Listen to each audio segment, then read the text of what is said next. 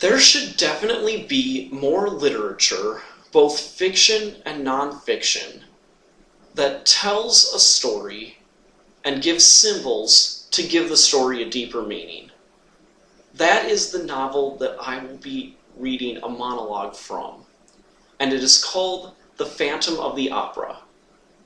The Phantom of the Opera was written by a man named Gaston Leroux, and it was published in 1909 in France, written in French.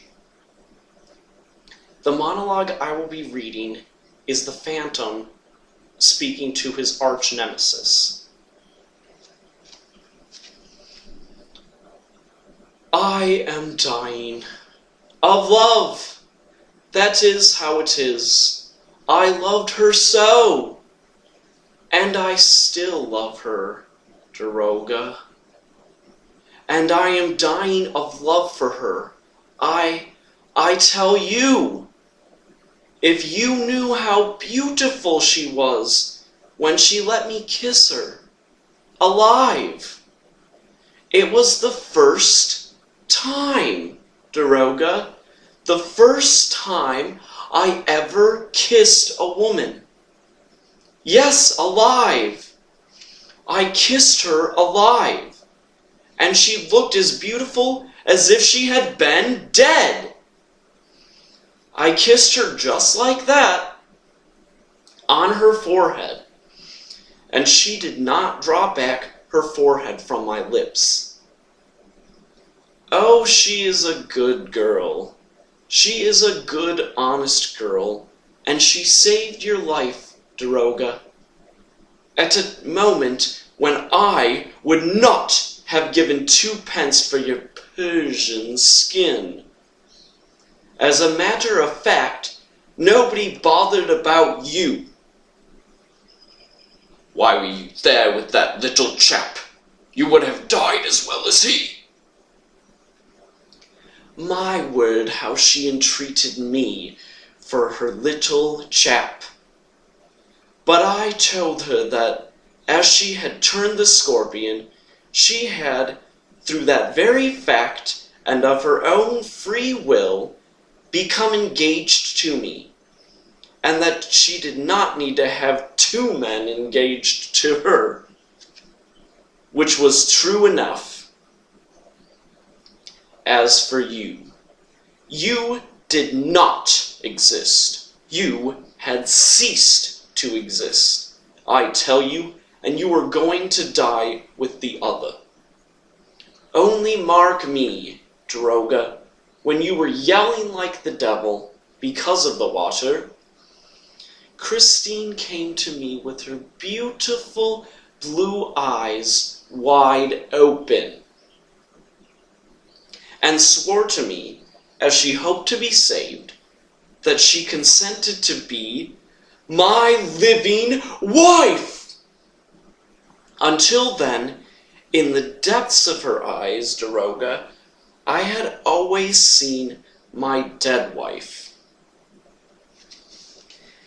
It was the first time I saw my living wife there. She was sincere, as she hoped to be saved. She would not kill herself. It was a bargain. It was understood that I was to take you both up to the surface of the earth. When at last I cleared the Louis Philippe room of you, I came back, alone. Ah, you see, Daroga, I couldn't carry him up like that at once. He was a hostage. But I could not keep him in the house on the lake either, because of Christine. So I locked him up comfortably. I chained him up nicely. A whiff of the Mazenderan scent had left him limp as a rag in the communist dungeon, which is the most deserted and remote part of the opera, below the 5th cellar, where no one ever comes, and where no one ever hears you. Then I came back to Christine, She was waiting for me. Yes, she was waiting for me. Waiting for me erect and alive. A real living bride. As she hoped to be saved. And when I came forward, more timid than a little child, she did not run away. No, no. She stayed. She waited for me. I even believe, Doroka, that she put out her forehead a little. Oh, not much. Just a little. Like a living bride. And I kissed her. I. And she did not die. Oh, how good it is, Doroga, to kiss somebody on the forehead.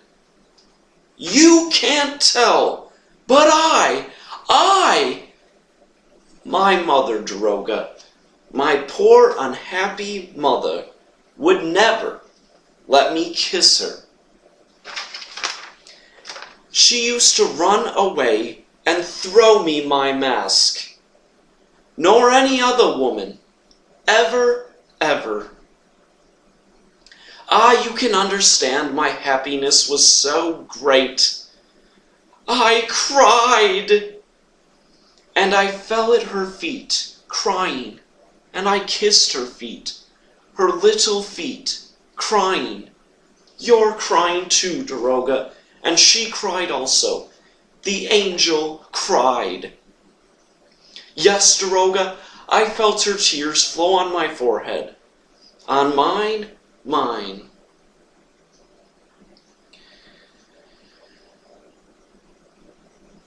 They were soft, they were sweet. They trickled under my mask. They mingled with my tears in my eyes. Yes, they flowed between my lips. Listen, Doroga, listen to what I did. I tore off my mask so as not to lose one of her tears, and she did not run away. And she did not die. She remained alive, weeping over me, with me. We cried together.